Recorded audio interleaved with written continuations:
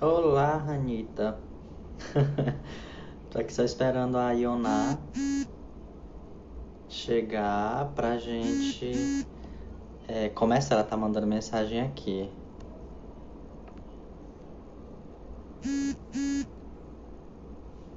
Já ela tá. Ela estará conosco.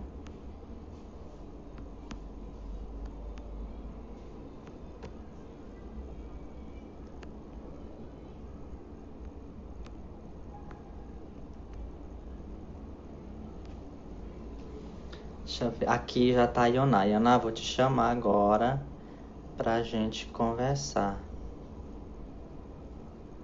Tá agora.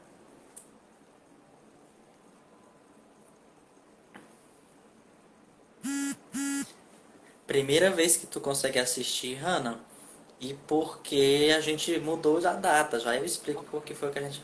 Pronto, já tá aqui conosco a mulher. Oi, E aí, tudo bem, Ana?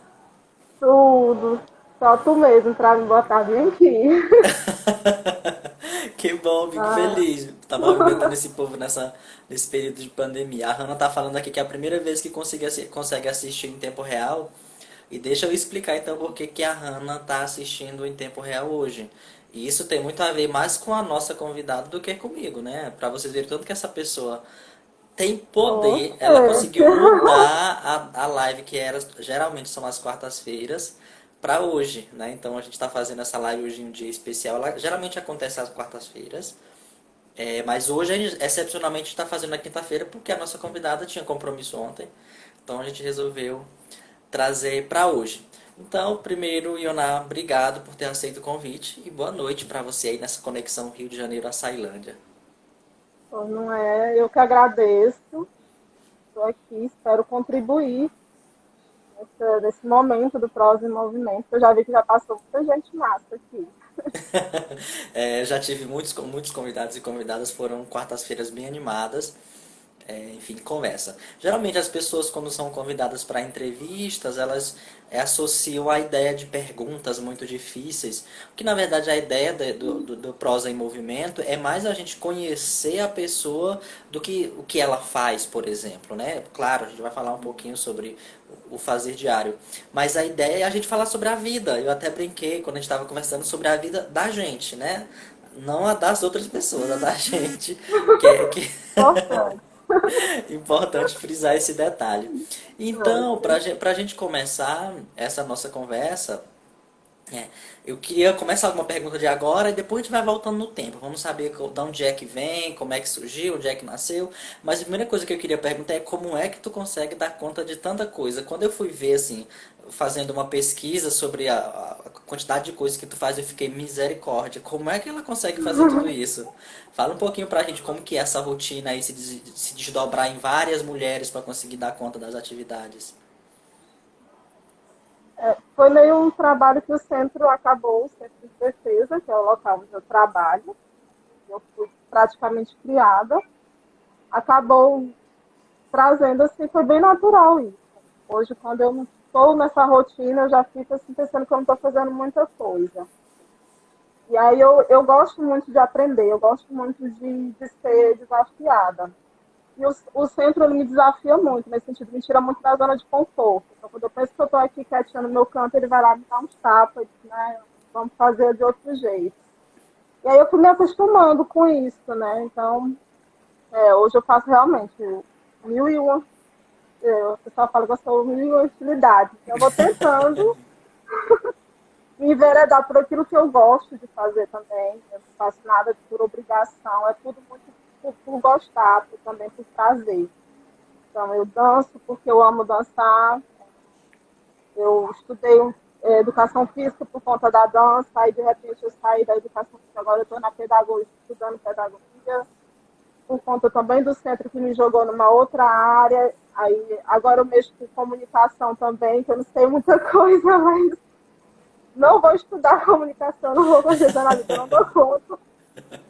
Mas isso vai me chamando, é como se fosse um chamado, e a partir daquilo que eu vou sentindo afinidade, eu vou me enveredando, sem medo, né? E eu vou Entendi. gostando muito de fazer. Eu gosto dessa rotina, dessa coisa de fazer muita coisa. É. Então deixa eu fazer aqui uma lista do que eu consegui juntar de tanta coisa que essa pessoa faz. Ela, Isso. enfim, está vinculada ao Centro de Defesa da Vida e dos Direitos Humanos Carmen Bascaran de Açailândia, no Maranhão. Ela é bailarina popular e de matriz africana, é feminista, né? E também trabalha com direitos humanos. Então, assim, se vocês forem pegar o que dentro de cada uma dessas áreas ela precisa fazer, a gente se perde no tempo e não consegue chegar lá em tudo. Mas, enfim. Ioná, então assim, geralmente eu te conheci, por exemplo, no teu ofício, né, nos teus trabalhos. Geralmente é isso que acontece, as pessoas te conhecem no trabalho, no teu ofício. Mas a ideia aqui é a gente conhecer um pouco também por trás dessa pessoa que está sempre no ofício, né? E aí eu costumo sempre fazer essa primeira pergunta do agora, do momento atual das pessoas, para a gente descontraindo um pouco mais a ideia e a gente voltar um pouquinho no tempo, para a gente, enfim, falar um pouquinho, né, de como foi a trajetória para chegar até aqui. Então a primeira pergunta, já mesmo entrando nesse aspecto de voltar um pouquinho no tempo, queria saber de onde que tu é, onde que tu nasceu, onde é que começa a Ioná do zero, assim, onde é que ela surge, onde é que ela nasce. Então, eu sou açailandense, maranhense do Pé Rachado. Nasci e me criei a vida inteira em Açailândia. Morei um ano em Goiânia só, mas aí eu voltei para cá. Eu gosto muito dessa cidade, eu gosto do que eu faço aqui, eu gosto das pessoas daqui também. Eu sou andarina, eu gosto também do mundo, mas eu também gosto de ter esse porto seguro, esse meu ninho aqui, que é essa cidade, né? Então, começou tudo aí, né? Eu sou virginiana assim, meio conturbada, porque todo mundo acha que virginiana é muito cri-cri com as coisinhas, gosta tudo muito, né? Tudo muito organizadinho, não pode ter uma bagunça, eu sou muito bagunceira, então. Mas sou bem bagunceira com as coisas, já com as coisas de vida eu preciso ter cronograma, eu preciso ter planejamento. Para isso eu sou muito virginiana, mas assim, se tu olhar meu quarto, tu vai ver ele de perna pro ar. Por aí De eu não sou perna muito pra cima. Tá, e perna para cima. Então, sou mesmo daqui, da Tailândia, Maranhão, Brasil. tá. E quais são as memórias que tu tem dessa tua infância? Porque eu acho que o que tu faz hoje, ela tem uma relação muito forte com, enfim, a tua relação com de onde tu é, onde tu nasceu, onde tu se criou. Como que era esse teu período de infância? Tu foi uma criança que brincava muito, que tinha como brincar, tinha com quem brincar? Quais eram as brincadeiras favoritas, assim? Então, eu venho de uma família bem pequena, né? Só eu e meu irmão. Então, aqui nós nunca tivemos muita coisa, mas também a gente nunca passou fome. Meus pais sempre trabalharam muito, meu pai em especial, minha mãe sempre em casa cuidando da gente, que trabalha em tempo. E aí a gente foi essa família bem humilde, mas também que nunca teve que passar fome para nada. A gente brincava muito, aí, do que eu faço hoje, que eu relaciono muito, por exemplo, esse meu ser feminista, que dá brocha cada dia mais. Quando eu era pequena, como é só eu e meu irmão, a gente sempre brincou junto. Mas era muito separada essa coisa, né? Eu tinha que cuidar da casa, eu tinha que arrumar tudo, Meu irmão não tinha essa obrigatoriedade. Eu lembro que eu ficava muito, com muita raiva disso, porque eu não entendia o porquê que ele não precisava fazer e por que eu precisava fazer. Né? Então, ele tinha muita liberdade de sair, de brincar, de ficar escondido, porque eu não tinha essa liberdade. Aí, quando eu perguntava para minha mãe, por que, que eu não posso? Aí ela dizia, porque tu é mulher. Aí isso era mesmo que derrubar a casa na minha cabeça. Eu conseguia compreender isso. Porque eu era uma menina que eu gostava de tudo que era brincadeira. Eu gostava muito de brincar de boneca, mas eu gostava mais ainda de brincar de futebol, de soltar pipa, de brincar de peteca, que eram as brincadeiras que eu via todo mundo brincando e que eu achava bem mais divertida do que ficar brincando de boneca dentro de casa. Então eu brinquei muito nesse sentido, mas ao mesmo tempo a minha infância foi assim meio que não por culpa da minha mãe, mas é porque ela foi criada assim, ela aprendeu assim. E aí acabou reproduzindo isso comigo. Então, comigo ela tinha todo o maior cuidado e privava de coisas do que o meu irmão. E tinha mais liberdade para fazer o que fazia. Então isso eu relaciono muito com o que eu sou hoje, né? Que é essa luta feminista da gente se empoderar e da gente também pensar na criação dos nossos filhos e filhas e entender que a gente que não tem brincadeira de tem brincadeira de que a gente assim vai construir uma sociedade melhor.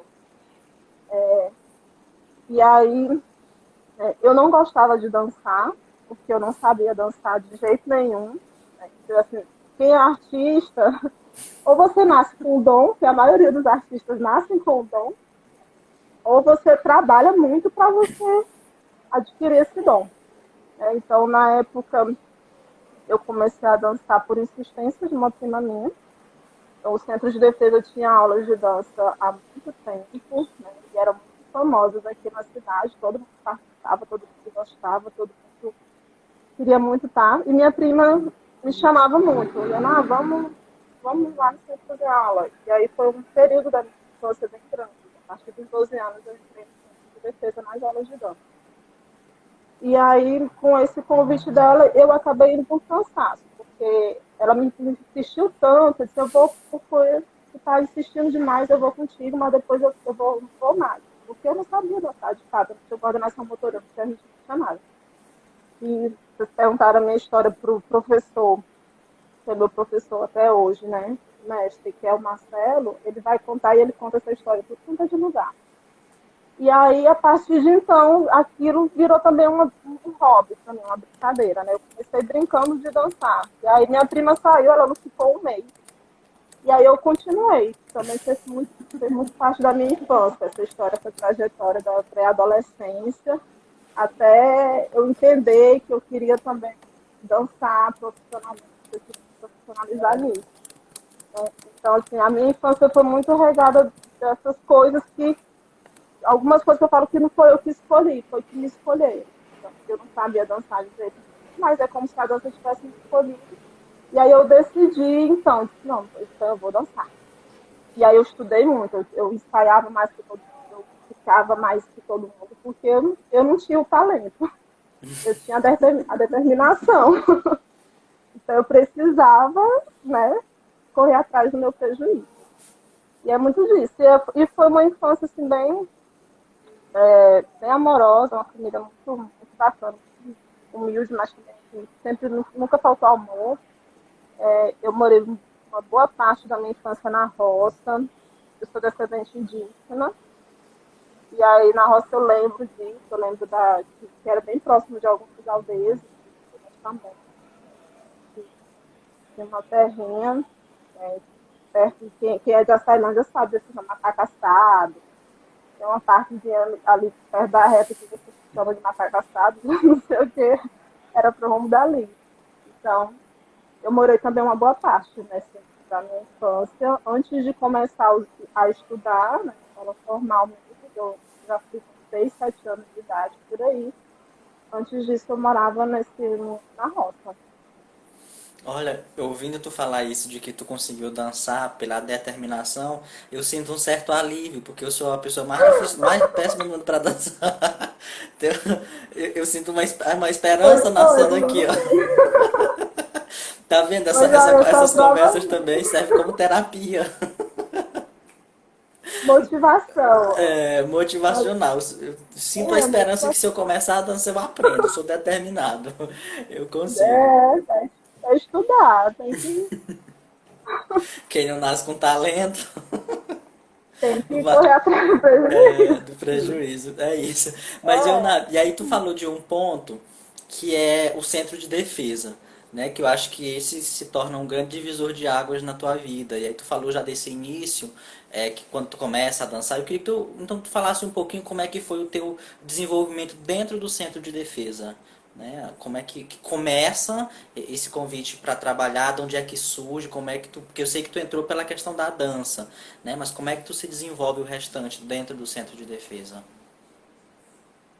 então, sempre, eu entrei com 12 anos, como eu falei.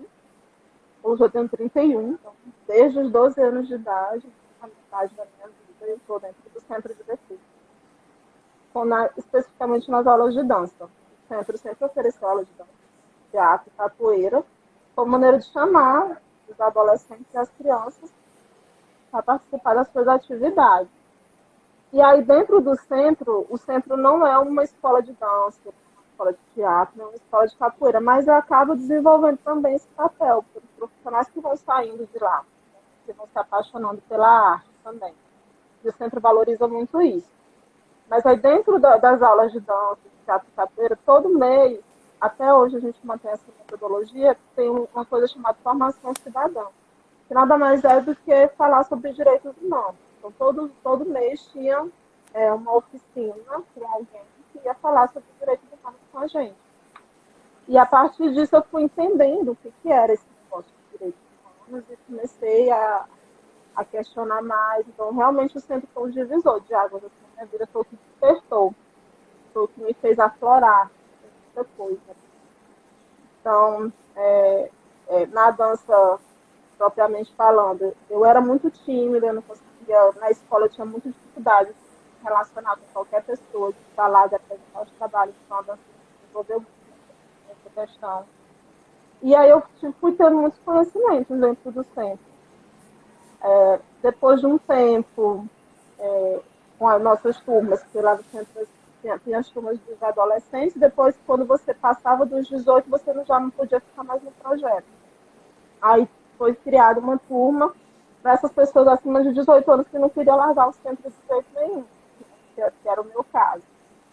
E aí foi feito um curso profissionalizante em dança popular maranhense e dança de matriz africana, que sempre foi a bandeira do centro, que é valorizar o que é nosso, a nossa identidade. Então, quando você vem aqui no Maranhão, muito em São Luís, você logo percebe que todo mundo conhece meio que a identidade cultural da cidade. Mas se você vem aqui para a Tailândia, as pessoas não têm muito isso claro. Então, não conhece o Bumba Meu Boi, ou se conhece, pode ouvir falar, mas não tem essa proximidade, essa apropriação do que é nosso. E aí, o centro sempre colocou muito isso em foco. Né? Dizer que a gente precisa valorizar aquilo que é nosso. E aí, a gente fez esse curso. A partir daí, eu comecei a trabalhar com certificado, né, dando aula de dança. Meu primeiro trabalho, eu trabalhei no CIFEC, não sei se tu conheceu o famoso CIFEC. O CIFEC é uma também uma cidade que é da Igreja Católica das Irmãs da Providência, da Ordem das Irmãs da Providência. E aqui ele funcionava na Vila Capelosa, né, na Tailândia. Então, eu fui uma das professoras de lá e fiquei lá uns 3 anos, basicamente, dando aula lá. Aí eu fui embora, fui morar em Goiânia, casei, larguei tudo e fui embora. Olha o que eu fiz. Tem essas coisas na O que vida, a juventude não faz com a gente, né? né? Aí depois de um ano eu retornei. E aí nesse retorno, antes disso eu trabalhava especificamente no CITEC e no centro eu era voluntário. Então eu ajudava muito em tudo que precisava lá no centro. Né? Eu ia nas turmas mais novas, fazer também a formação que eles me davam. Eu era voluntária nesse sentido. Quando eu retornei de Goiânia, eu comecei a trabalhar mesmo. Porque o voluntariado também é um trabalho. Mas aí eu comecei a receber por isso no centro de defesa. E aí, a partir de então, eu comecei lá também voltado na equipe sociocultural, dei aula de dança, depois coordenei o projeto, depois me jogaram para esse setor que é de formação cidadã, que é o que faz esse trabalho, né? Todas as turmas, de uma vez no mês, e a gente fazer essas oficinas, conversar sobre o que trata os direitos humanos. E aí, hoje eu continuo nesse setor, lá no Centro de Formação Cidadã, e também dou uma mexida na comunicação institucional, que é um pouco em toda a comunicação do centro, mas o centro, com o site do centro tem, com as redes sociais, faço alguns vídeos, não tem nada muito profissional, mas aí eu vou fazendo a partir do que a gente vai conseguindo fazer, porque o centro é uma entidade, é uma ONG, muitas vezes a gente não tem recurso para pagar o pessoal, que todos os profissionais ideais que a gente teria que ter nessa organização, para que ela funcionasse, cada um no seu setor. Então o centro nunca teve isso, né? Aí a gente acaba, por isso que a gente acaba fazendo muita coisa. Então, eu faço projeto, eu coordeno coisa, eu vou dar aula de dança, eu limpo o chão. Então, é tudo muito assim, todo mundo faz muito tudo. Né? E aí é muito essa dinâmica lá, e é lá que eu estou até hoje. Agora, especificamente com essas duas áreas mais específicas, mas aí eu tenho a turma das Mulheres Maravilhas, que eu também dou aula, duas vezes por semana. E que é uma turma voltada para o empoderamento feminino, e que a gente usa as aulas de aerodança com a mulherada, lá da Vila Demado, famoso Morro do Urucu. E aí foi aí que eu fui me adentrando cada vez mais nessa cidade que eu estou até hoje. Vai ter que continuar. Tá, A gente passa com a pandemia abençoada. vai passar, já daqui a pouco passa e a gente volta. Não vai ser o mesmo normal e também não acho que é esse novo normal. Não, a gente não pode dizer que é um novo normal. Isso não é normal, a gente quer que as coisas voltem a funcionar pra frente, né? Siga pra frente. Mas, enfim, eu conheci o Centro de Defesa a partir de 2011, assim, ouvindo falar de uma atividade e outra. E a primeira atividade que eu ouvi falar foi de uma turnê que vocês fizeram no exterior, assim, eu soube a princípio. Mas eu queria antes que tu falasse como que é esse processo de montagem dos espetáculos que acontece no centro, de quais desses tu participou e como que foi essa ida para, enfim, fazer turnê no Brasil, fazer turnê no exterior. Como é que é esse processo? Como é que foi esse processo assim, que tu acompanhou? Porque tu tá há 19 anos no centro, então aí tu já deve ter acompanhado algumas dessas Já fez essa formações. conta. E olha que eu sou jornalista, hein? Pois é. Tá. Ai, ai. Então, o centro tem como lema das atividades socioculturais a arte a serviço de uma cultura libertadora. É bem forte, bem bonito esse nosso lema. Porque a gente acredita que a arte ela serve como denúncia. Né? Então, todas as apresentações que eu fiz no centro, que eu participei, a gente sabia tudo que a gente estava fazendo, a gente estudava para aquilo. Né? Como o centro sempre usou a dança de matriz africana, também as danças populares maranhenses, que tem muito forte o tambor, e a gente sabe que a gente vive numa sociedade extremamente intolerante, e que a intolerância religiosa é muito forte. Então, às vezes, quando a gente chegava em alguma escola, estava muita escola, no meio da rua, onde chamava, a gente estava junto apresentando. Né? E aí algumas pessoas falavam, lá vem os macumbeiros, lá vem não sei quem. E tinha muito disso. Se a gente, e o centro preparava muito para isso, né? Para receber isso e também questionar.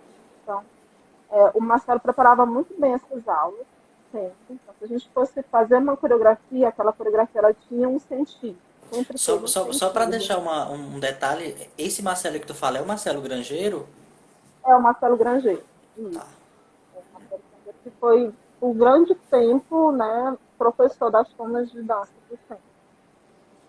E aí ele sempre preparava muito bem isso. A metodologia dele sempre foi muito voltada para isso. Então, quando a gente ia dançar alguma coisa, a gente sempre sabia, a gente tinha um enredo, a gente contextualizava, a gente estudava muito. Sempre usa essa metodologia até hoje. Não fazer arte por fazer. E tem a capoeira porque a capoeira é resistente. Né? Nosso teatro é o teatro do oprimido. apresentação que bebe dessa vertente do teatro oportunista. E aí a gente usa isso aí e faz com que a arte vire denúncia. Então, as apresentações do centro são muito voltadas para falar também sobre direitos humanos. Então, quando a gente fez a montagem para o espetáculo que rodou fora do país, foi um espetáculo chamado Quilombagem, era um musical, que tinha todas as artes agregadas. Tinha dança, tinha teatro, tinha capoeira, tinha percussão, tinha o canto, tinha tudo. Então, era todas as turmas juntas para falar sobre o trabalho escravo.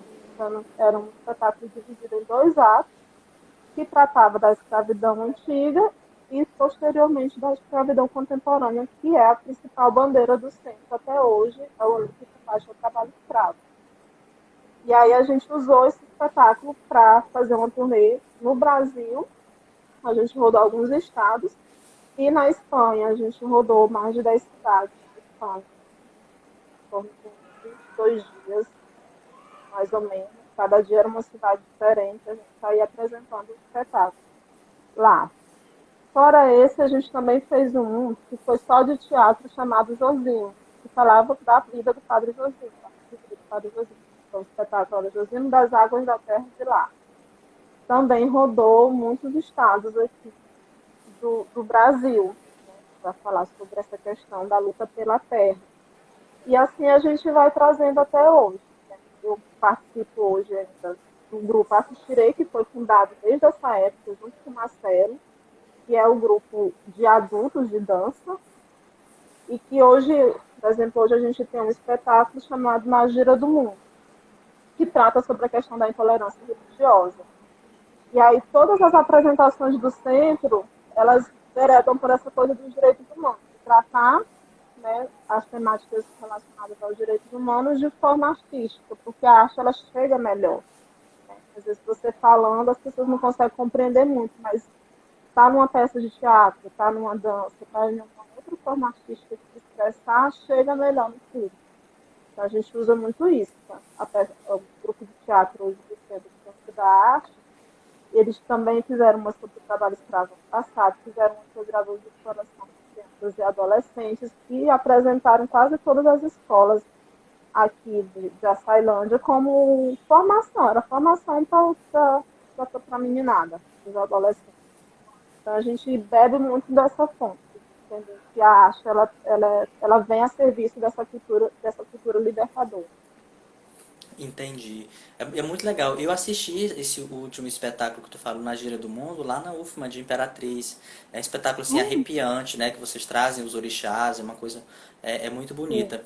E eu queria saber como que é o processo de preparação, porque, por exemplo, ali tem os personagens, né? Que vocês vão interpretar, cada um vai ter que trabalhar o seu personagem. Como que é esse processo de escolha do personagem, depois a preparação de vocês para, enfim, para trazerem esses personagens. Eu lembro que eu até comentei com o Mikael quando eu assisti na Gira do Mundo, lá na UFMA, tem um menino que acho que é o Charles, que acho Tá. que ele fazia um momento, ele fazia acho que era um pai de santo acho que com o Santos, baixando o santo. Ele tem um olhar que dava um medo, que eu me arrepiava todinho de um medo tremendo que eu sentia naquilo, mas não era do que estava acontecendo, mas sim da forma expressiva que tinha, trazia no rosto. E eu falei para o Mikael, isso foi uma preparação tremenda para chegar aí. Né? Por isso que eu te faço essa pergunta, como que é esse processo de preparação de vocês? Atualmente, é o grupo Afixire. O Afixire hoje, no sentido de preparação, é muito conjunto.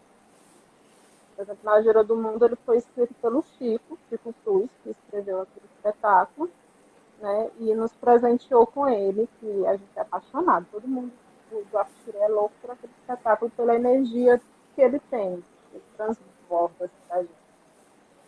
E aí, o processo de construção dele é bem coletivo. Então, o Chico foi o diretor geral desse espetáculo.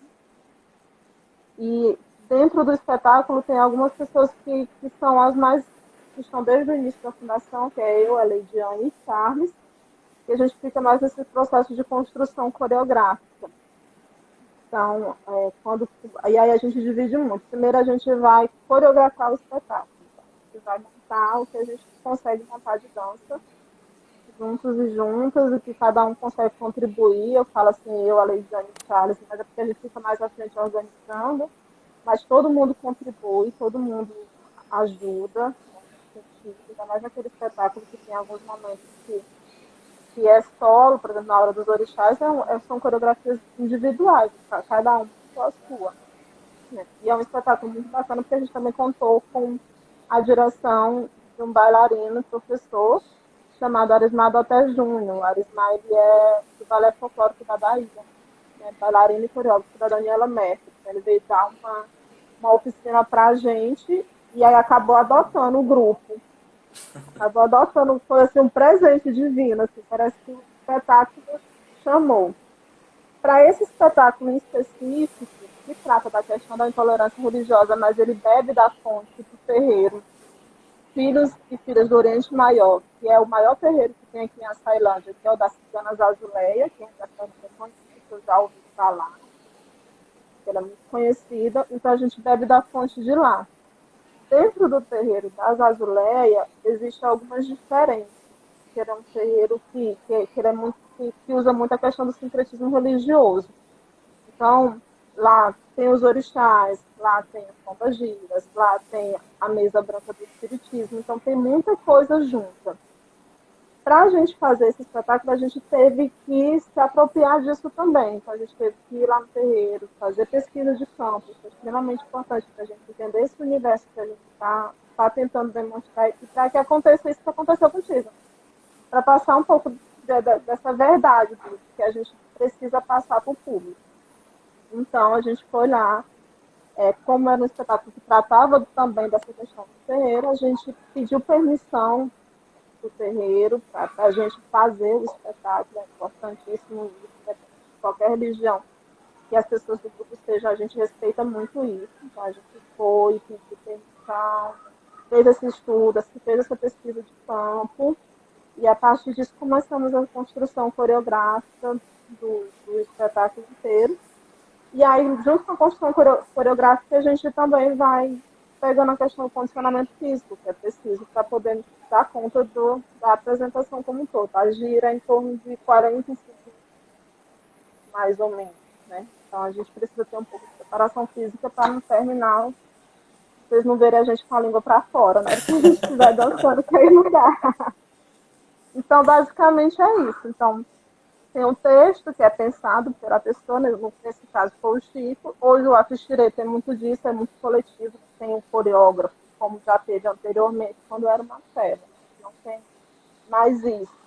A gente tem que ir estudando e a gente vai se dividindo e todo mundo vai contribuindo do jeito que consegue contribuir, né? E fazendo do jeito que consegue fazer. E depois a gente mostra esse produto, né, a partir de uma direção. O Chico contribui muito com o grupo atualmente, né, sempre trazendo textos e fazendo algumas coisas assim nesse sentido. E a Gira é um espaço que a gente é muito apaixonado, mas no geral é muito disso. Tudo que a gente vai fazer, dependendo do texto, a gente também vai entrar para essa coisa da pesquisa de campo, que a gente acha extremamente importante para poder representar minimamente de verdade naquilo que a gente está se propondo a fazer.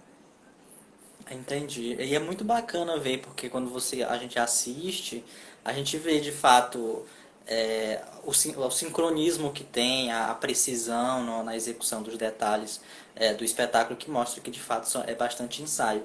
E uma coisa que tu falou, essa questão da preparação física, porque as danças de matrizes africanas, elas exigem muito do corpo, né? Eu lembro em 2012 eu fiz uma oficina de dança afro, a primeira oficina de dança afro que eu fiz com um professor do Núcleo de Estudos Africanos e Afro-Brasileiros da USP, professor Pinguim, inclusive o nome dele.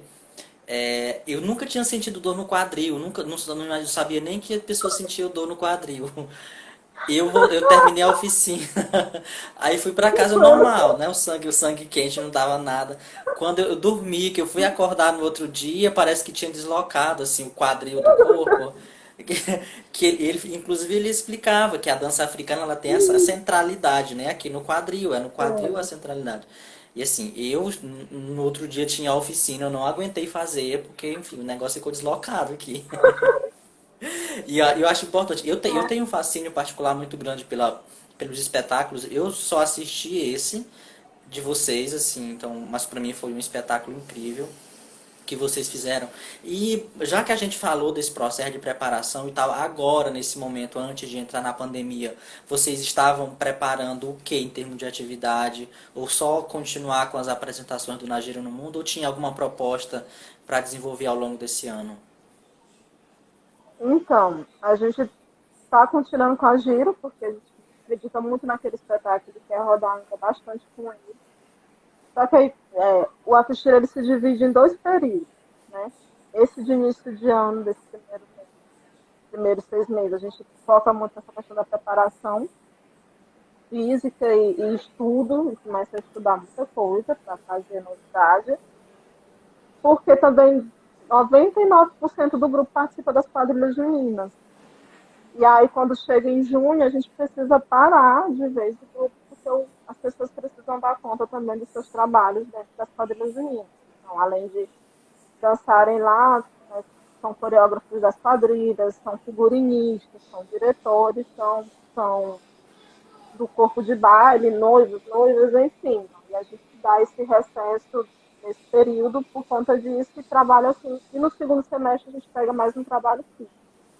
A gente estava contratado para fazer o corpo de baile da Paixão de Cristo desse ano. E a gente estava preparando uma coisa bem bacana, mas aí, como tudo nesse ano, entrou água, a gente não fez nada. E a gente estava começando nossas atividades, na verdade, a gente começa em março, as nossas atividades mesmo, e fica até junho, entrou junho, a gente dá esse recesso para a galera da fase, né? E aí a gente ia fazer a Paixão de Cristo nesse primeiro semestre, então no segundo pensar em um outro trabalho e também continuar com a Júlia. Tentar colocar ela, então estava previsto o teatro daqui ser inaugurado, a gente já estava se organizando para colocar a Júlia em cartaz, fazendo alguns planos nesse sentido, mas aí vamos deixar para frente. Aproveitando que tu falou no tema do teatro, eu sei que não é o assunto da nossa conversa, mas falta pouco para concluir o teatro. Como é que tá? Em que pé? Porque eu faz bastante tempo que eu passei aí e vi que tava já em termos físicos estava de pé, né? Agora em termos de funcionamento. Estava previsto para ser inaugurado, se eu não me engano, tem uns 2 meses. Nesse primeiro semestre ainda estava previsto para ser inaugurado. Como está agora, eu não faço ideia, porque eu nunca mais passei por lá e também nunca mais perguntei sobre. E acho que é Ele uma se conquista parou incrível também. para a Ceilândia, porque assim, o Tá, Maranhão só tem teatro em São Luís. Eu sempre falo isso, eu não faço questão de dizer um estado que tem 215 municípios, só ter teatro em São Luís, Imperatriz, Alto Alegre e João Lisboa. O Teatro de João Lisboa é um teatro pequenininho, de 91, eu acho. Mas assim, funciona mais para atividades burocráticas do município, é reunião da secretaria, dessa daquela. Eu acho que o Teatro de Açailândia tem potencial para congregar um público muito mais pujante do que o Ferreira Goulart de Imperatriz, porque o Ferreira Goulart de Imperatriz, com respeito aos artistas e à associação que gere ele não funciona em termos no seu aspecto artístico. Ali é um lugar que você paga para realizar eventos. É só para isso que o Ferreira Goulart serve, não tem outra função. E esse teatro, quando você passa na BR, aí a Ceilândia, você vê, ele tem uma imponência, embora ele não estava pronto a última vez que eu vi ele, mas tinha, né, chamava a atenção, e o desejo é sorte para que o município de Açailândia tenha o mais breve possível esse teatro inaugurado, porque vai ser um lugar onde a gente pode estar circulando também, né? Para vocês é um espaço aqui, incrível. aqui tem um canteiro de artistas tremendo, a Tailândia. O teatro é um local de ocupação de artistas. Os artistas têm que ir para ocupar e o teatro tem que se abrir para isso. Espero que fique pronto em breve que a gente consiga ocupá-lo. Essa propriedade que os artistas têm. Local para artista. E Exato, assim mesmo. é exatamente isso. E é isso que eu sinto falta no Ferreira Goulart de Imperatriz. O Teatro Ferreira Goulart de Imperatriz, quando não tem a apresentação, ele está com as portas fechadas. Isso é uma tristeza, é um desperdício de espaço, de dinheiro, mas enfim. É mais uma crítica e um desejo de que a gente ganhe mais um teatro em Açailândia. Mas, e aí eu lembro da última vez que eu participei de uma atividade, tu foi falar justamente sobre questão de direitos humanos, e que o Centro de Defesa tem um destaque muito grande nessa atuação, principalmente com pessoas resgatadas do trabalho escravo. Mas antes de eu entrar nesse ponto específico, eu queria voltar para as atividades que o centro realiza hoje voltadas para as comunidades, né? Além dessa, enfim, do trabalho escravo, que eu vou abordar contigo mais à frente, quais são as atividades que o centro, enfim, antes da pandemia, estava oferecendo para a comunidade com todas as limitações que a gente sabe que todas as organizações estão passando, né, nesses últimos anos? Então, o centro ele oferece atendimento sociojurídico gratuito para as comunidades e quando precisa de algum atendimento psicológico, a gente busca orientação e parcerias com outros profissionais que são amigos e amigas do centro e também com a rede pública, né? É importante funcionar e a gente cobra muito disso, porque o centro, a gente é uma organização da sociedade civil, quem tem dever de fazer tudo que a gente faz é o Estado, que tem recurso para isso. Então a gente cobra muito disso também. E aí a gente tem as atividades socioculturais, que aconteciam 3 vezes por semana, dança, teatro e capoeira, especificamente.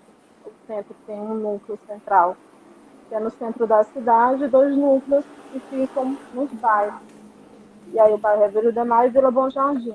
Então, nesses bairros acontecem as atividades socioculturais, dança, teatro e capoeira.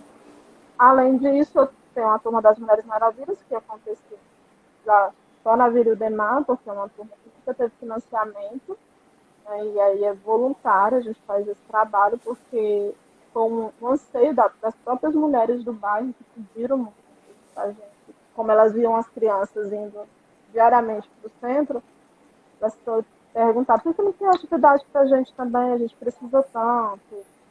E aí foi um jeito também que a gente conseguiu de puxar elas mais para se adentrar nas atividades do centro e proporcionar e propiciar essa coisa do empoderamento que a gente precisa muito. A Vila Demar é o maior bairro de Açailândia, por conta disso, falha muito nas políticas públicas.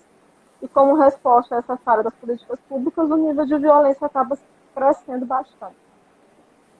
E aí a violência contra a mulher é um dos fatores enormes que acontece no bairro.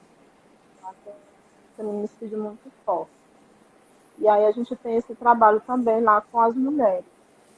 E com as crianças, a gente, além das aulas, das atividades socioculturais, tem esse processo de formação cidadã, que é uma vez por mês, e conversar e fazer oficinas lúdicas, brincadeiras, mas tudo voltado para essa questão de trabalhar os direitos humanos. A mesma coisa que acontece com as crianças, a gente faz com as comunidades. Então, e aí a gente divide a formação em 3 níveis, que é nível 1, nível 2 e nível 3. Nível 1 é para as crianças e adolescentes, o 2 é para a comunidade, pais responsáveis, mães, todo mundo que quiser participar. Né? E também as pessoas solicitam muito a gente para fazer palestras nas escolas, em nossos eventos, falar um pouco sobre essa coisa do direito humano e do trabalho escravo mais especificamente. Além disso, aí tem a nossa formação pessoal, que a gente chama de nível 3, né? Porque também a gente precisa estar sempre se atualizando, estudando, renovando as nossas formas e reciclando. São basicamente esses trabalhos que a gente faz, que aí desencadeiam em muitos outros trabalhos. Cada atendimento é um universo assim, para se fazer, de coisas que precisam ser feitas, dependendo da violação de direitos humanos que cada pessoa tem atingido, né, que foi atingido. No caso mesmo do trabalho escravo, aí é um universo enorme de organização, de chamar a fiscalização para que vá no local onde foi denunciado. Posterior isso tem processo, tem acompanhamento, tem risco de ameaças. Então é bem complexo assim, de direitos humanos. Mas se for detalhar em atividades, basicamente são essas que a gente consegue ofertar para as comunidades. Entendi. Lembrando que a gente atua aqui em Açailândia, tem isso, mas a gente tem 3 anos que a gente também está atuando em Pindaré-Mirim, Santa Luzia e Monção. que são cidades mais próximas da Baixada, né, através de um projeto chamado RAIS, que é a Reivindicação de Combate à Escravidão, que acontecia as mesmas atividades que a gente fazia aqui, é uma loucura isso, mas era bom. E aí hoje a gente sente muita falta. O projeto, inclusive, finalizou esse ano, em maio desse ano. Mas as mesmas atividades que a gente fazia aqui em Açailândia, a gente fazia nesses mais 3 municípios. Só que indo uma vez por mês. Então, ia uma equipe itinerante uma vez por mês, passava 3, 4, 5 dias, o dia que fosse preciso. E aí eu fazia aula de dança, fazia aula de capoeira, fazia aula de teatro, fazia atendimento, fazia formação. Era uma coisa incrível, assim. A gente conseguiu fazer especificamente com pessoas que foram já resgatadas no trabalho escravo e famílias vulneráveis a isso. Entendi. Nesse trabalho que vocês realizam de atividade com pessoas resgatadas do trabalho escravo, deve ser um trabalho, eu pelo menos assim, não acompanhei nenhuma atividade de vocês diretamente, né? Mas já cheguei a participar de alguma atividade em que tinha presentes pessoas que foram resgatadas do trabalho escravo. Não sei, deve ser um pouco doloroso, não é assim, o contato com as pessoas, a história, porque, enfim, eu tenho um problema de sensibilidade, porque assim, eu fico sentindo na pele na mesma hora, a pessoa começa a falar, eu começo a sentir no corpo. Como é que é esse contato de você, assim, a princípio, quando a pessoa é resgatada, ela é encaminhada para o centro, ela vai para algum lugar e o centro vai lá fazer acolhimento, acompanhar, como que funciona? O centro, ele é meio que a porta de entrada da pessoa. Quando ela vem fazer uma denúncia, ela procura o centro. E assim é bem difícil, não é fácil não. A gente já pegou pessoas muito machucadas, pegaram de forma difíceis até de falar, que é muito cruel ver a maldade humana.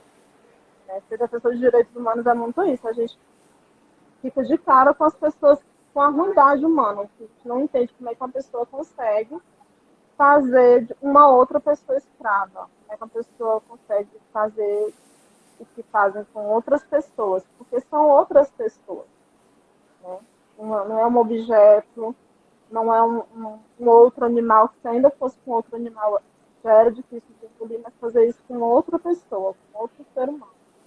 Então, lidar com isso é bem difícil. A gente já, nesse processo de tirar, de fazer um resgate, que é o que o centro faz, que é articular essa equipe, porque o centro não tem poder de fazer, né? Porque isso vem os auditores fiscais de trabalho, tem a Polícia Federal, então tem toda uma equipe conjunta para se fazer isso, mas é o centro que é a porta de entrada desse trabalhador. Então é lá que é o primeiro atendimento, é quando ele vai falar, que ele vai contar tudo que ele passou. E aí é bem difícil de fazer. Hoje, a gente tem uma certa gratificação, assim, porque a gente percebe o tanto que eles já cresceram até aqui. Mas também dá uma certa angústia de ver que a vulnerabilidade deles ainda é forte. A gente tem trabalhadores que já foram resgatados 2, 3, 4 vezes de trabalho escravo. E aí você pergunta, você não sabe? Você já foi resgatado uma vez, você sabe que era trabalho escravo? E aí eles vão te falar o seguinte, que eu sei, mas eu tenho um filho, eu tenho uma filha, eu tenho uma esposa, e eles estão passando fome. E entre ficar em casa vendo meu filho e minha filha passar fome, eu vou tentar a sorte. E aí, infelizmente, nesse tentar a sorte, ele acaba caindo de novo na teia do trabalho escravo. Então, é um ciclo difícil de se quebrar, sabe? Porque as políticas públicas não chegam. São pessoas que não têm um grau de escolaridade muito grande. Então, o nível de oportunidades que essas pessoas têm é bem pequeno. E aí chega alguém prometendo fundos, essa pessoa vai lá e acredita porque ela precisa acreditar. É a questão de fé também. Então, nesse sentido, é muito difícil. O nosso primeiro trabalhador resgatado, ele chama-se Antônio Pedra. Ele já está vivo. Né? Ele mora ali na Vila do Mar, próxima, mais ou menos próxima. Ai, agora o meu nome? A linha de trem. A linha do trem, a linha de ferro. Né? Da abençoada que tem por aqui, que é a Vale. Então, ele mora ali próximo. O seu Antônio Pedra, para ele chegar no centro de defesa e fazer a denúncia, foi algo surreal, porque ele fugiu da fazenda. Então, como é que acontece a denúncia do trabalho escravo? O trabalhador ele tem que chegar no local para fazer a denúncia, a gente articula todos os mecanismos possíveis para que haja a fiscalização. Quando se faz a fiscalização, é preciso se identificar o trabalho escravo. Então, o trabalhador ele tem que voltar para a fazenda, porque ele precisa estar lá para ser dito que ele é também um dos trabalhadores. Se ele não estiver na fazenda, ele perde todos os direitos. Aí precisa ser o flagrante, né? Precisa estar lá, se constatar que aquilo ali realmente é trabalho escravo e ter a quantidade de pessoas específicas lá, naquele momento, né? Então é muito difícil, porque você precisa ter muita coragem para sair daquilo e para voltar. O seu Antônio Pedra ele saiu com um colega, e aí no meio da fuga dele, o colega não conseguiu escapar, porque eles foram perseguidos por capangas. E aí, só o seu Antônio Pedro, que ainda carregou o colega, já sem vida nas costas, por muito tempo, para pelo menos tentar enterrá-lo. O seu Antônio Pedro ele foi arrastado por um cavalo, com os pés amarrados com os pés. Então, são histórias bem difíceis assim, da gente contar, dele mesmo contar, dele mesmo reviver. Então, hoje o seu Antônio Pedro, eu pedi para ele falar sobre esse período da vida dele, ele não quer mais falar, porque machuca. É meio que você voltar no tempo, né, e reviver essas memórias difíceis que o trabalho escravo traz. Mas, ao mesmo tempo, a gente... E aí, só para fechar essa condição, eu fiz um espetáculo da quadrilha que falava sobre ele, falava sobre o centro, mas eu peguei especificamente a história dele, porque ele também, né, como se fosse um ícone para a gente, nosso trabalhador resgatado e tudo. Que é o Liberdade Vem Canta, que foi da quadrilha que eu coreografava lá no Plano da Serra, que era Caipiras da Serra. Falou sobre trabalho escravo, tem um pouco da história de São Antônio Pedro. E a gente também tem histórias como do seu Marinaldo. Seu Marinaldo, trabalhador resgatado, mora em Pindaramirim, um negro, mas que tem uma força que se tu falar com ele, tu vai sentir o tamanho da força dele, tá? Da energia que ele tem, que ele passa. Então, seu Marinaldo é Prêmio Nacional de Direitos Humanos. Seu Marinaldo é ator mesmo, hoje ele fez... Hoje ele tem um filme, na verdade ele tem 2 filmes já, né, que é o da Pureza, chamado Precisão, e o outro, não, da Pureza é o Servidão, que é pela Gaia Filmes. Tá recebendo, inclusive, um prêmio agora, né? Fora, né, é o rosto do seu Marinaldo lá, na capa do filme. E também ele tem um documentário chamado Precisão, que também foi feito pela Gaia Filmes junto com a OIT. A OIT, a Organização Internacional do Trabalho, que financiou. E aí o seu Marinaldo também é um ícone pra gente, porque nesse projeto RAIS, ele trabalhou junto com a gente, ele foi agente de cidadania. Então, hoje, ele faz o papel de agente de cidadania, de multiplicador, de falar para os outros trabalhadores de que é o trabalho escravo, que não é para cair, que fique de olho. Os outros trabalhadores têm ele como referência para fazer denúncia, para perguntar qualquer coisa sobre os direitos humanos, ele vai ligar. Então, também tem essas histórias de superação, né, dessa vida. Infelizmente, acabam caindo por conta da maldade humana. Você depois os direitos humanos são muito difíceis. A gente lidar com essa maldade das pessoas, assim, nua e crua, né? Tentar amenizar isso para quem sofre. Não é Nossa. fácil não, mas o que é uma coisa de amor, vocação, criar. A gente falar isso, a gente mostra uma outra face também, né? Que é essa face do amor, do cuidado, do respeito pela humanidade do outro, porque tem um autor, não é um espaço de ficar discutindo teoria, mas enfim, chamado M. Cezé, que ele diz que o ser humano, para ele ver a desumanidade no outro, ele primeiro precisa perder a sua. Né? Então, essa pessoa que enfim, não tem nenhum sentimento pela humanidade do trabalhador que ele explora em regime de escravidão, é porque ele já perdeu a sua própria humanidade. né? E aí é bom ver o trabalho do Centro de Defesa porque mostra essa outra face da humanidade, né? Que cuida, que acolhe. Claro que o ideal seria que não existissem trabalhadores, pessoas exploradas em nenhuma circunstância, muito menos nas circunstâncias de trabalho escravo. Mas para a gente, enfim, respirar um pouquinho, porque eu sei que nesse momento a gente está de pandemia, aí a gente fala disso, né, que já é uma coisa que a gente fala, tu trabalha há bastante tempo, a gente sente o peso, né, o corpo da gente sente quando a gente fala. Para a gente se encaminhando aqui para a nossa despedida, fora do centro de defesa, assim, fora das atividades obrigatórias, ou, como é que tu encontra, enfim, espaços, coisas para fazer que alivia um pouco essa angústia desse trabalho que, enfim, deixa a alma carregada, né? Como é que tu faz para ficar mais leve? O que que tu faz? Fazer o que eu gosto já me ajuda muito. Então, tudo que eu faço no centro, eu amo muito o centro. O centro, ele é.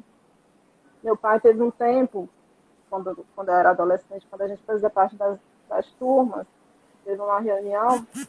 Aí eu lembro que o pai falou assim: minha filha não é mais só filha minha, ela também é uma filha do centro.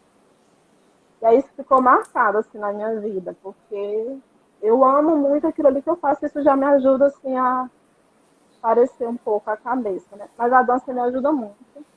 Se eu tô feliz, eu danço. Se eu tô com raiva, eu danço. Se eu tô chorando, eu danço. Tudo eu A danço. gente percebe nos stories do Instagram. Dá pra perceber, né? Pois é, tudo eu danço. Isso me ajuda muito. A minha família também, é uma família maravilhosa. São os meus momentos que eu tenho com a minha família.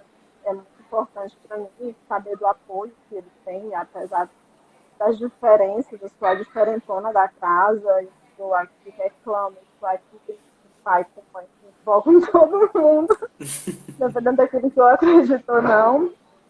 Né? Eu sou a que questiono muito e essa ver aquele faz questionar muito e fazer minha mãe pensar muito, fazer meu pai pensar muito, para a gente tentar quebrar também essa coisa do machismo que é estrutural e que a gente precisa, conversando dentro da nossa própria família, tentar mudar um pouquinho disso também.